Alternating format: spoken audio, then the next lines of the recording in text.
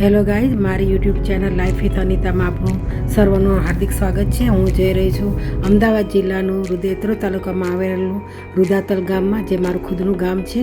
અહીં રુદાતલથી 3 કિલોમીટર દૂર ગણપતિ દાદાનું મંદિર આવેલું છે, જ્યાં વૈશાખ સુદ ચોથનો મેળો ભરાય છે અને લોકો દર્શન કરવા આવે છે. આ ગણપતિ દાદાનું મંદિર છે.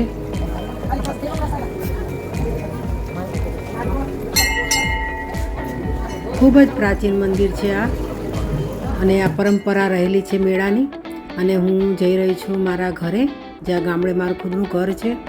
ત્યાંથી પણ ભૂલકાઓ, મોટાઓ, મોટી ઉંમરના લોકો, ગામના સર્વ સમાજના, અમદાવાદમાં વસતા લોકો પણ જે ગામના વસે છે, એ પણ આજે વૈશાખ સુદ ચોથના મેળામાં બધા જ હર્ષોલ્લાસ સાથે ભાગ લે છે.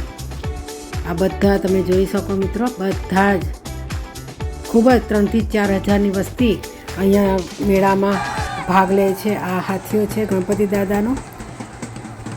ગણપતિ દાદાના હાથિયાના પણ લોકો દર્શન કરે છે. પછી આ ચકડોળ આવે છે, જે 2 બળદ છે અત્યારે તમને દેખાય છે, પણ પછી બીજા પણ 2 બળદ સાથે જોડાય છે. 4 બળદ સાથે આ ચકડોળ દાદાની નીકળે છે.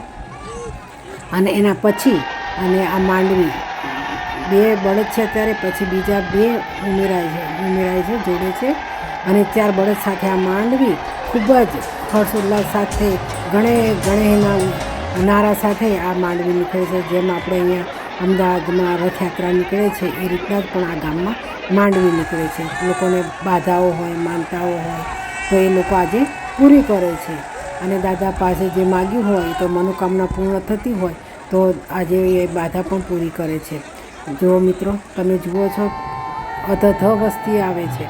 અને ખૂબ જ હર્ષોલ્લાસ, ગમે તેટલી પણ ગરમી હોય તેમ છતાં લોકો, મોટા ભાગના લોકો હાજરી આપે છે. ગામના આજુબાજુના ગામના વસતા, જે બહાર વસતા હોય, એ પણ આજે ચોથના દિવસે દર્શન કરવા આવે છે અને લાભ લે છે. આ માંડવી છે, જે ખૂબ જ આ બધા દોડી રહ્યા છે. સાથે સાથે આ મંદિરે હાથીઓ સૌથી પહેલાં આવે છે, ગણપતિ દાદાના મંદિરે. તે પછી હાથીઓના આઈન પૂરું થાય પછી એ ચકડોળ આવે છે, અને છેલ્લે પછી માંડવી આવે છે. માંડવી આખા મંદિરે બધાને દર્શન કરી અને પછી એ માંડવી આખી મેળો પૂરો થાય છે. તો તમે પણ મિત્રો આવી શકો છો. અમદાવાદથી 70 થી 75 કિલોમીટર જ દૂર છે, અને તમે પણ દર્શનનો લાભ લઈ શકો.